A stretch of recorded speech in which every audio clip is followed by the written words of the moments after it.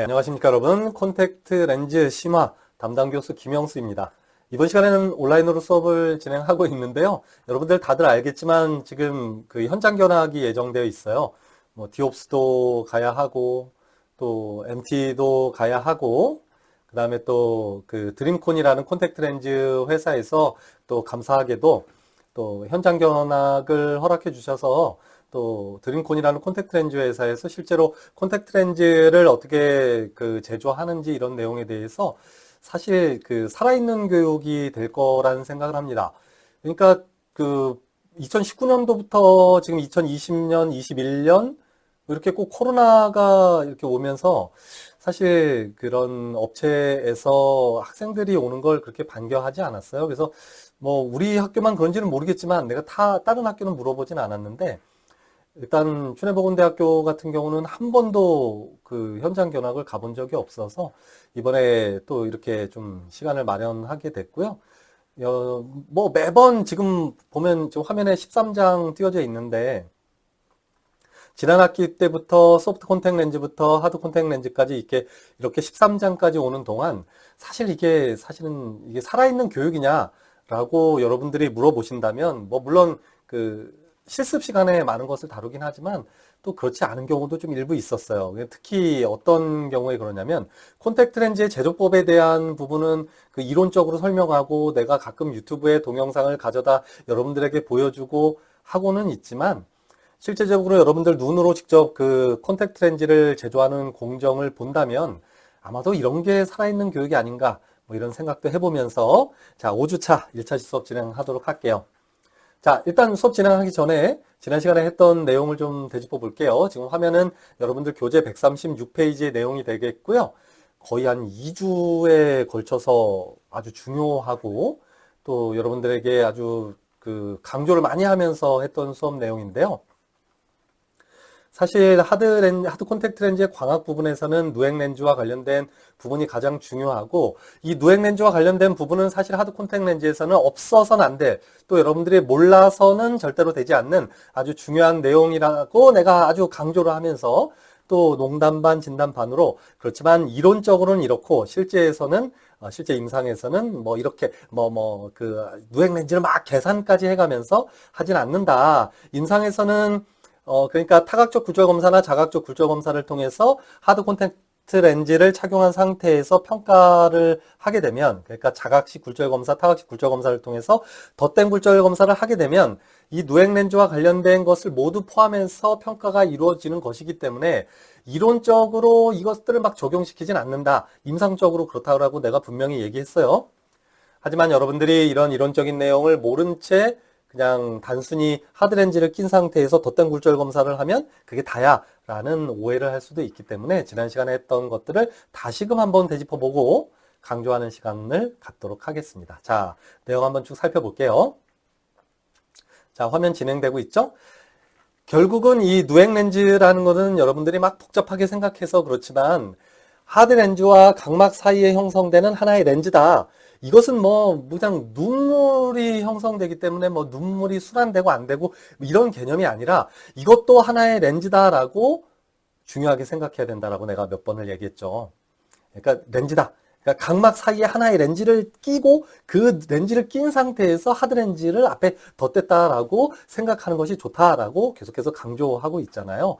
그러니까 이론적으로는 이런 각막의 전면의 곡률 반경의 하드 렌즈 후면의 베이스 커브를 정확하게 일치시킨다면 이 누액 렌즈의 굴절력은 제로예요.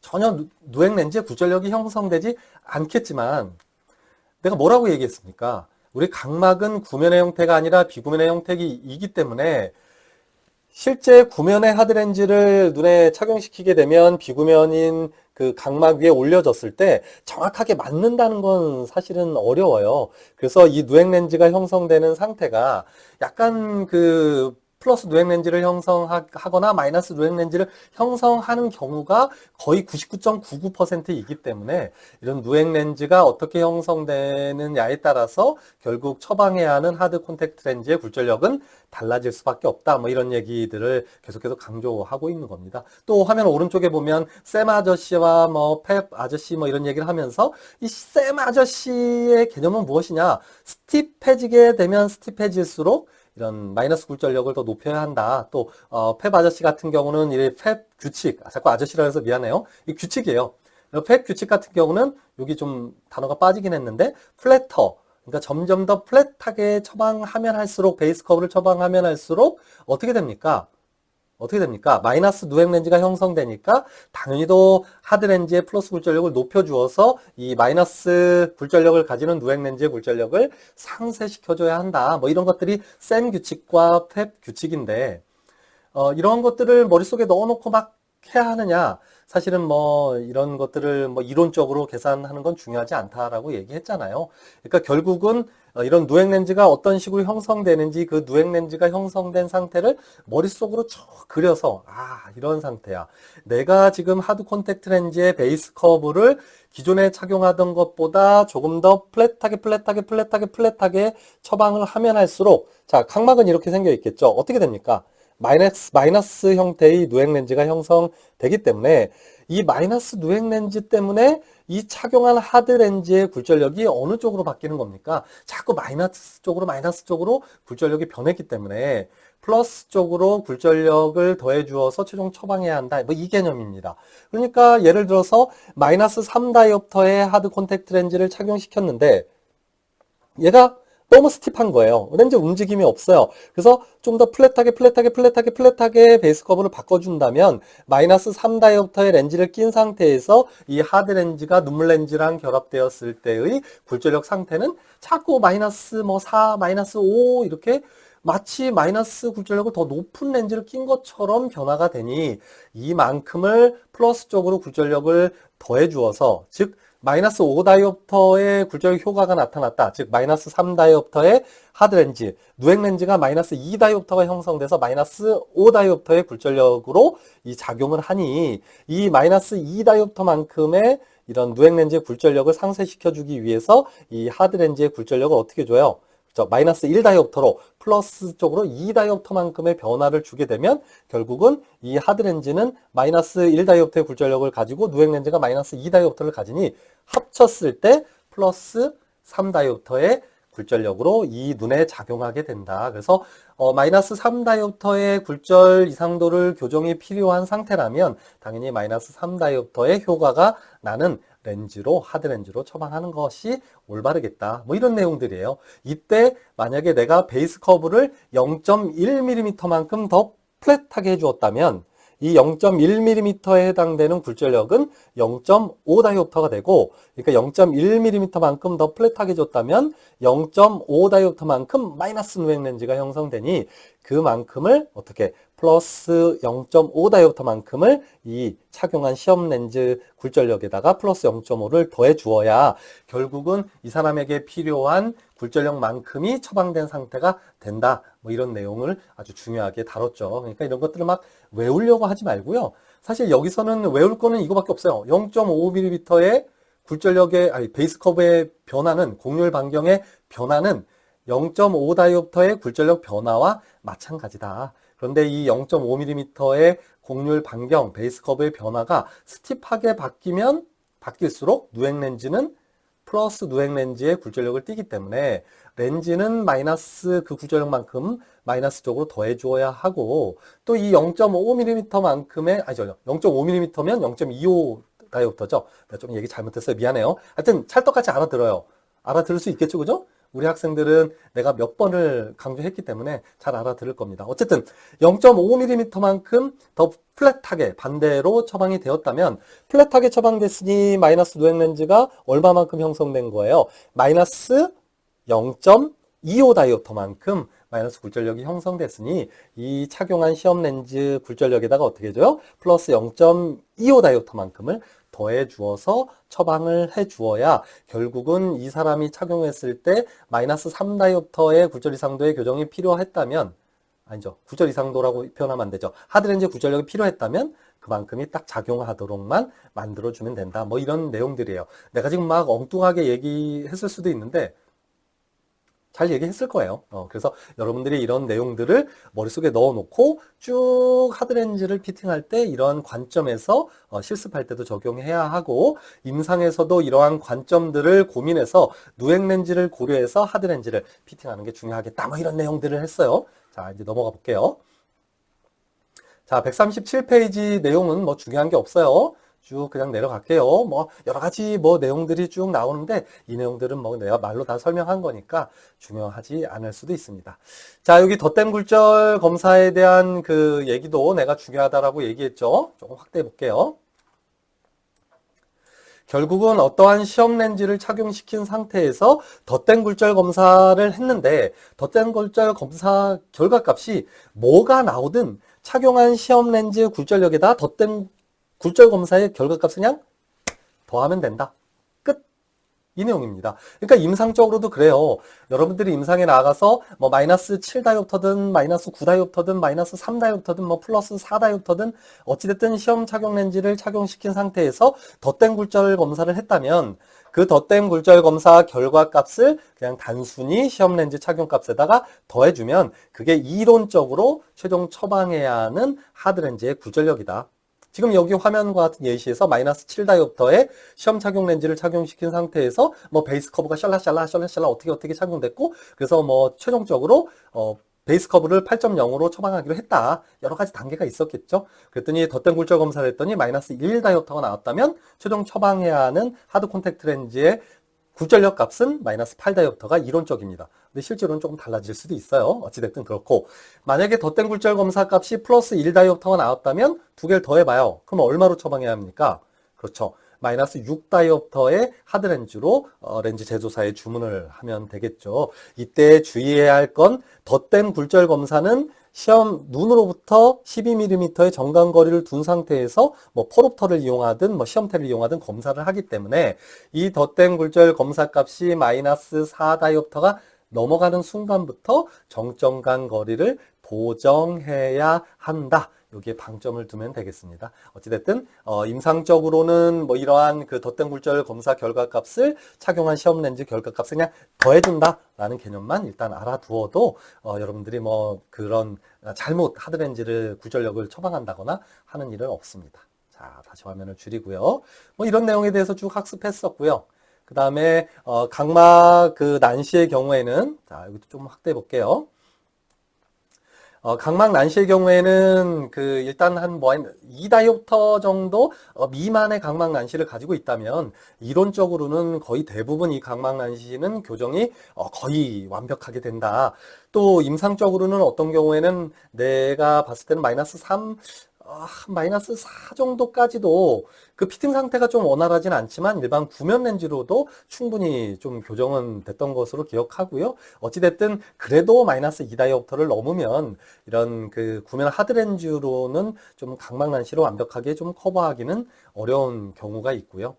어찌됐든 그 기준점은 마이너스 2다이옵터라고 설정을 해놓고 실제로는 덧댐 굴절 검사를 해봐야 되겠죠. 그렇게 판단을 하면 되고, 단 잔연한 시, 즉 수정체에서 발생하는 이런 잔연한 시가 있다면 구면 하드렌즈로는 절대로 교정이 되지 않는다. 따라서 전면 토릭 하드렌즈와 같은 하드렌즈를 처방해야 한다. 그렇지만 아직까지는 우리가 전면 토릭, 후면 토릭 이런 개념을 배우지 않았기 때문에 그건 뒤에서 생각하기로 하고, 어쨌든 잔연한 시가 있다면 그 사람은 구면 하드렌즈로는 처방하기가 좀 어려울 수 있다. 그러니까 잔연한 시가 예를 들어서 뭐 한 마이너스 1다이옵터가 넘어간다. 보통 우리가 임상적으로 한 마이너스 한 0.75를 기준으로 잡거든요. 그래서 마이너스 0.75를 잔연한 시가 넘어간다고 하면 이 교정 시력이 사실 잘 나올 수가 없어요. 그러니까 보통 난시가 0.75 정도 되면 우리가 시력표상으로 한두 줄 정도 시력이 떨어지거든요. 그러니까 1.0인 최대 교정 시력을 가지고 있는 사람이라면 잔연한 시간 0.75 정도 된다면 한 0.9나 0.8 정도밖에는 교정 시력이 나오지 않기 때문에 이게 사실은 0.75다이옵터의 그 잔연한 시 이상을 가지고 있다면 그거보다 더 떨어진다는 얘기잖아요. 그러니까 사실은 조금 어렵다고 보면 됩니다. 그래서 전면 토릭 하드렌즈로 하거나 전면 토릭 하드렌즈로 처방할 수 없는 상황이라면 소프트 토링 렌즈로 처방하는 게 올바르겠습니다. 그래서 내가 누차 강조하듯이, 나 지금 말 너무 좀 빠르죠? 조금만 천천히 할게요. 지금 마음이 좀 급한가 봐요. 지금 14분 정도 지나고 있는데, 그러니까 이 잔여난시가 있다는 이런 의미는 그 전체 난시가 교정되는 소프트 토링 렌즈로 교정을 하면 되겠고, 결국은 하드 렌즈든 소프트 렌즈든 이런 좀 난시가 있다면 토링 렌즈가 일반적으로는 거의 그 최종 처방되는 렌즈 종류라고 보면 되는데요.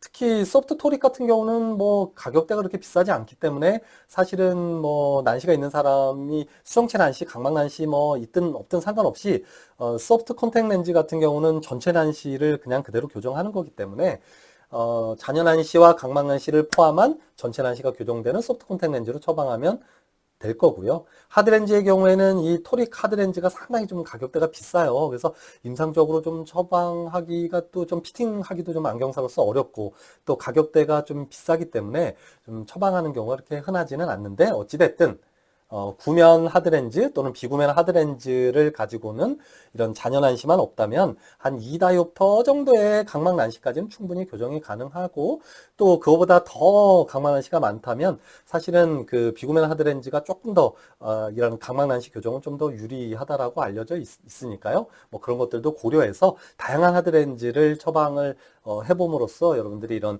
난시를 어떻게 교정해야 할까 이런 개념들은 실습 시간에 내가 몇 번 실습하면서 알려줄 거예요. 이제 기본적인 개념만 일단 머리에 넣어놓고 그렇구나. 이런 구면 하드렌즈로는 잔여 난시, 즉 수정체 난시를 교정하기는 어렵구나.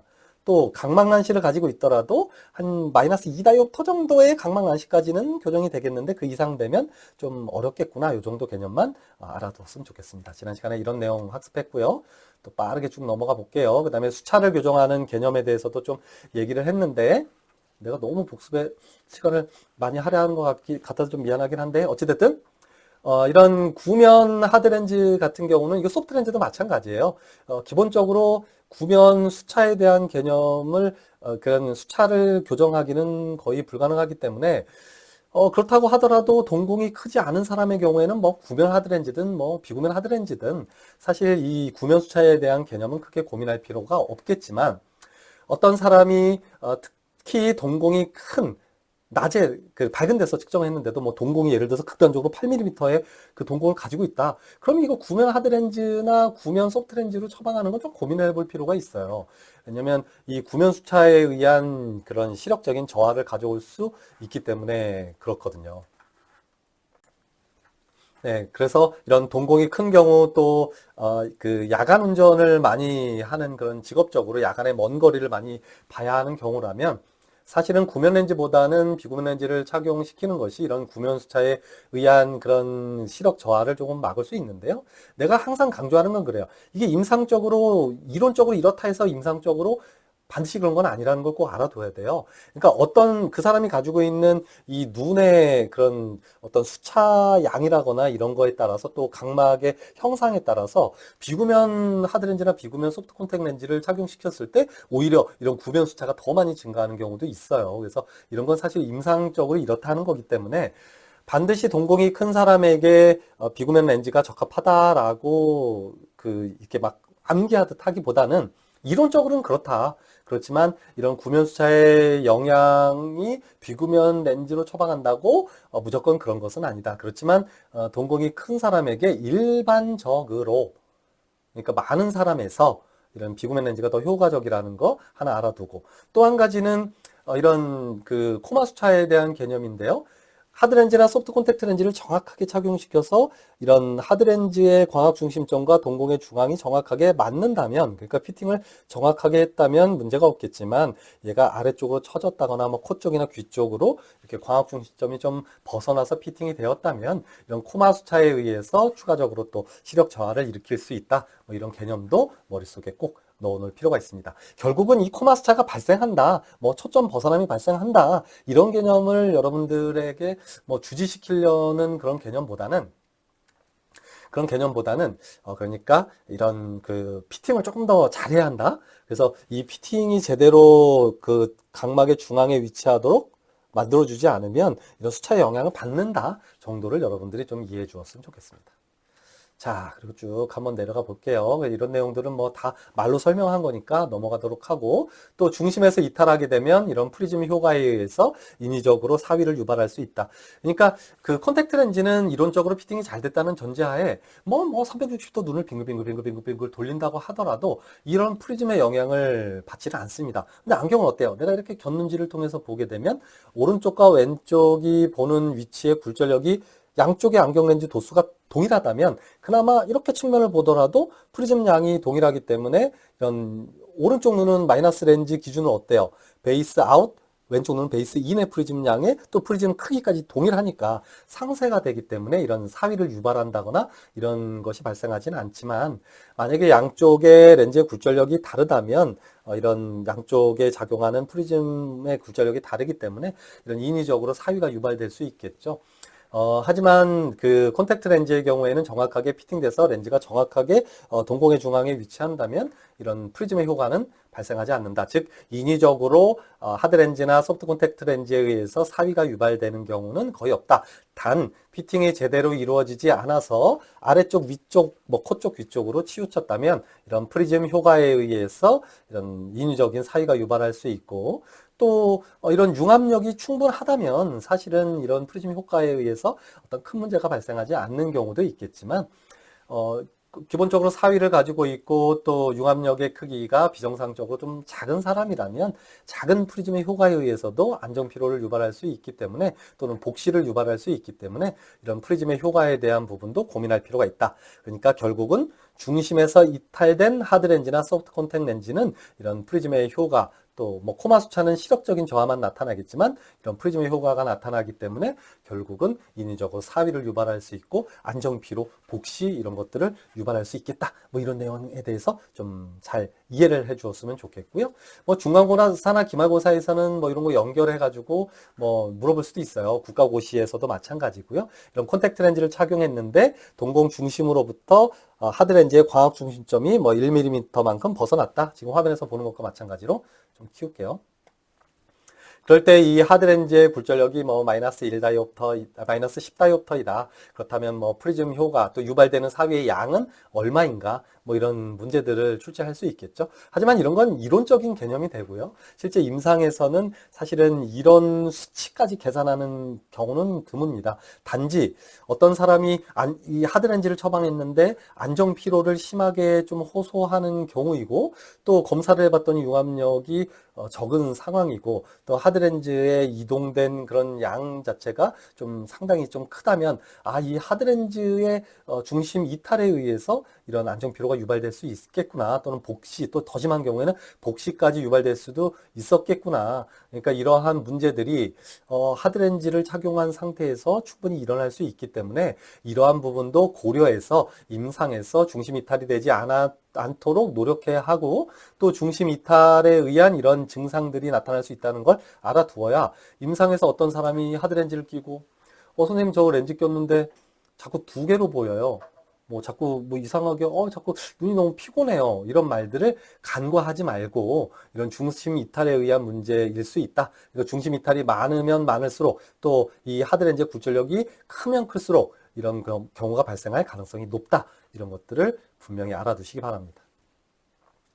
자, 그 다음에 하드렌즈도 휘어짐 효과가 나타날 수 있다. 이런 얘기들을 했죠. 그러면서 무슨 얘기를 했냐면, 하드렌즈 같은 경우도 소프트렌즈는 각막의 모양에 따라서 당연히 휘어짐 효과가 발생하니까 도수가 달라지죠. 그래서 소프트 콘택트 렌즈, 일회용 렌즈 그러잖아요. 손님이 저 마이너스 3다이부터 렌즈 하나 주세요.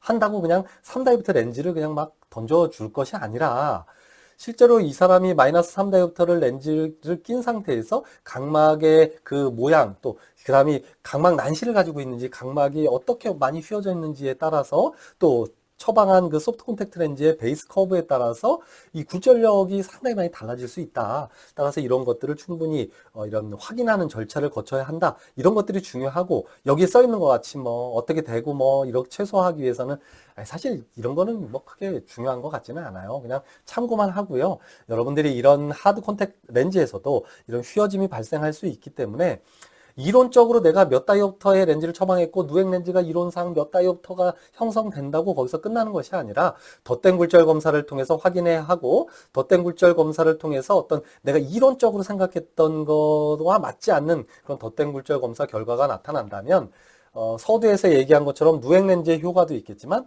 이런 하드 렌즈의 휘어짐에 의한 효과도 발생할 수 있겠다. 이런 내용들도 머릿속에 넣어 두실 필요가 있습니다. 그러니까 뭐 내가 수업 시간에 이런 이론적인 얘기를 하는 것들을 그냥 이론적으로 이렇다 자꾸 생각하지 말고 그걸 외우려고 하지 말고 이것들을 임상에서 어떻게 내가 적용해야 되겠다라는 것들을 자꾸 연결해서 생각해 버릇을 하는 게 좋습니다. 무슨 얘기인지 알겠죠? 그러니까 뭐 극단적으로 표현하면 여기 원추각막이라는 말도 써 있는데 원추각막 같이 정말 각막이 뾰족하게 튀어나온 사람은 하드렌즈를 처방하더라도 그 렌즈에 따라서 렌즈가 얇으면 얇을수록 휘어짐 효과가 많이 발생할 수 있기 때문에 사실 내가 이론상 이렇게 처방해야 되겠다라는 개념이 누액 렌즈 더하기 렌즈의 휘어짐에 의해서 달라질 수 있겠다. 그래서 내가 최종 처방해야 하는 그런 하드렌즈의 굴절력은 이런 다양한 관점을 고민할 필요가 있다는 것이 지난 시간에 여러분들에게 내가 중점적으로 얘기했던 거고요.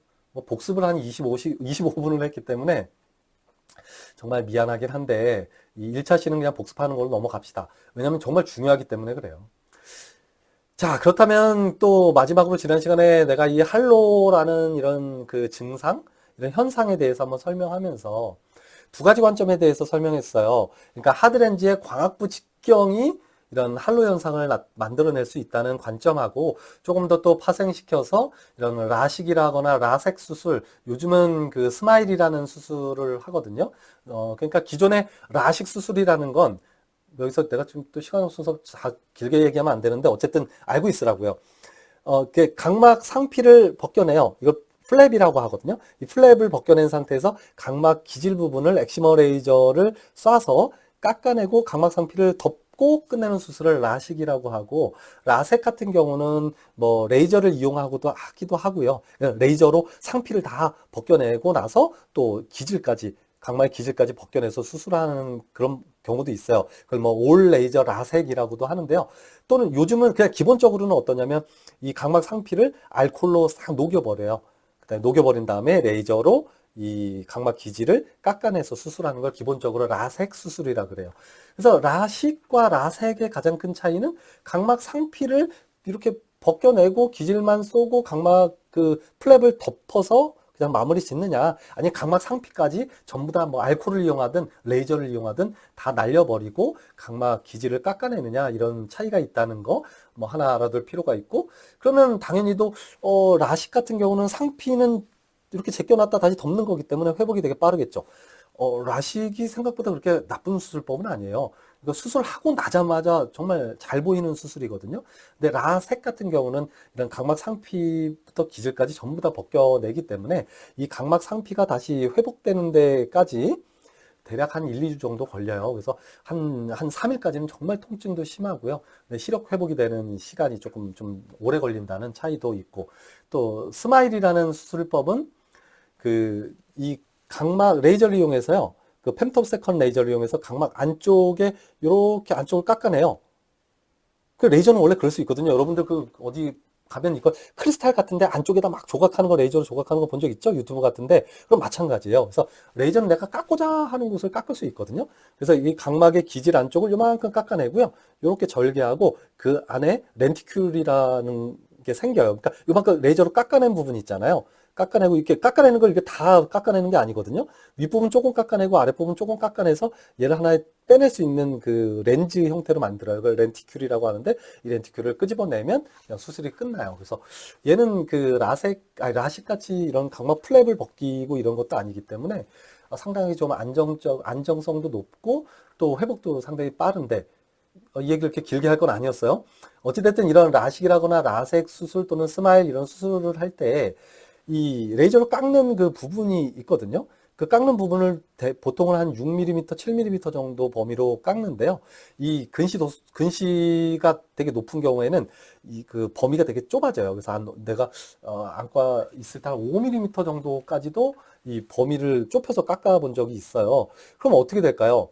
동공이 만약에 6mm 정도 커지게 되면 이 수술하지 않은 곳으로 들어간 빛도 눈 안으로 꺾여 들어가고, 수술한 곳으로 들어간 빛들도 눈안에 맺힐 거잖아요. 그러면 당연히 또 수술한 부위로 들어간 빛은 망막에 맺히겠지만 수술 안 한 부위로 들어간 것은 뭐 근시였으니까 망막 앞쪽에 맺힐 거잖아요. 그러니까 망막에 맺히는 빛과 망막에 맺히지 않는 빛 이런 것 때문에 막 눈부심을 유발하고 또 이런 할로 현상 같은 경우는 어떤 또 불빛을 보게 되면 이렇게 달무리가 생기는 걸 얘기한다고 했잖아요. 이걸 조금 더 이제 콘택트 렌즈로 옮겨와서 얘기를 한다고 하면 콘택트 렌즈의 광학부는 도수가 들어가 있는 부분을 얘기하고 또 콘택트 렌즈의 주변 부분 같은 경우는 도수가 뭐 들어 있을 수도 있고 들어 있지 않을 수도 있는데 이 주변 부분은 그냥 가장자리에 올려지는 이 마치 받침대 같은 역할을 하는 부분이기 때문에 도수가 이 사람 눈에 맞지가 않는단 말이에요. 그런데 그럼 광학부를 너무 조그맣게 만들어 놓으면 어떻게 되겠어요? 그럼 동공이 커진 큰 상황에서는 그 콘택트 렌즈에 광학부로 들어간 빛과 광학부가 아닌 곳으로 들어가는 빛이 막 그 혼재해서 망막 안쪽에 맺히기 때문에 이런 달무리 할로우 현상이 나타나서 시력적으로 좀 저하를 나타낼 수 있다라고 얘기했잖아요. 또 한 가지 중요한 건 임상적으로 그러면 이 광학부만을 하드렌즈에서 막 키워서 처방할 수 있냐? 하드렌즈는 보통 이 직경이 한 10mm 정도밖에 안 돼요. 그러니까 이 상황에서 이 광학부 직경이 보통 한 8mm 정도 되는데요. 그러면 이 8mm 됐던 걸 뭐 9mm로 막 이렇게 키우고 막 할 수 있느냐? 그러지 못해요. 그러니까 이 광학부 직경을 전체 직경을 좀 키우는 거죠. 그러니까 10mm 정도인 하드렌즈를 처방했는데 이 사람이 이런 할로 증상을 막 느낀다고 하면 그러면 직경을 뭐 11mm라거나 이렇게 좀 더 크게 처방하게 되면 전체 직경이 커지면 광학부 직경이 커지니까 이런 할로 현상이 좀 개선될 수 있고요. 또 구면 렌즈 같은 경우는 직경이 보통 한 9mm, 9.3mm 정도로 구면 렌즈는 되게 작아요. 구면 하드 렌즈는. 그러니까 이런 경우에는 그 광학부 직경이 한 6mm에서 한 7mm 정도 내외거든요. 그러니까 충분히 이런 할로 현상이 나타날 수 있으니까 구면 하드 렌즈로 처방을 한 경우에 이런 할로 현상이 나타나거나 또는 뭐 낮에는 괜찮은데 뭐 밤에 야간 운전할 때 이런 할로 현상이 나타난다면 이런 광학부 직경에 의한 이런 문제다라는 걸 여러분들이 알아야 하고 따라서 이러한 문제를 해결하기 위해서 어떻게 해주면 된다? 그렇죠.